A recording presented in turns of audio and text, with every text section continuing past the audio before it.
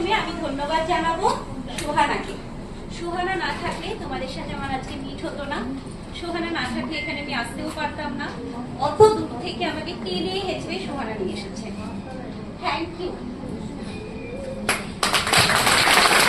Hello everyone, আজকে আমাদের মালদাতে সেমিনার ছিল যেটা অর্গানাইজ করেছিলাম আমি, ওনার অফ সোয়ানাস রেন্টাল কালেকশন। আর আমাদের মেকআপ আর্টিস্ট ছিল আমাদের সবার প্রিয় আমাদের সাথী ম্যাম। সো সাথী ম্যামের জন্য কিছু বলবো, সেটা হলো সাথী ম্যাম আমার অনুপ্রেরণা। মানে যখন থেকে সাথী ম্যামের সঙ্গে আমার পরিচয় হয়েছে, কাজ হয়েছে, ম্যামকে দেখে এত ইন্সপায়ার হই। মানে আমি খুব অল্প, মানে আমার এজ অনুযায়ী, মানে সবাই বলে যে আমার বয়সটা আমার যেটা, সেই তুলনায় নাকি একটু নাম করেছি, জানি না একটু না, অনেক নাম করেছি, অনেক সুহানা করেছি, এখন সবাই চেনে। কিন্তু ওটা আমার মনে হয় আমি সাথী ম্যাম এর জন্য কিছুটা, কারণ হচ্ছে সাথী ম্যামকে দেখে আমি এত ইন্সপায়ার হই।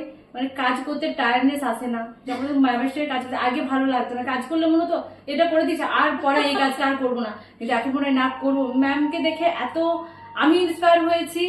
আমার মনে হয় আমি স্ট্যান্ড হয়েছি বা আমি যেই জায়গায় আছি এটা হচ্ছে ম্যামের, আর কিছু বলবো না।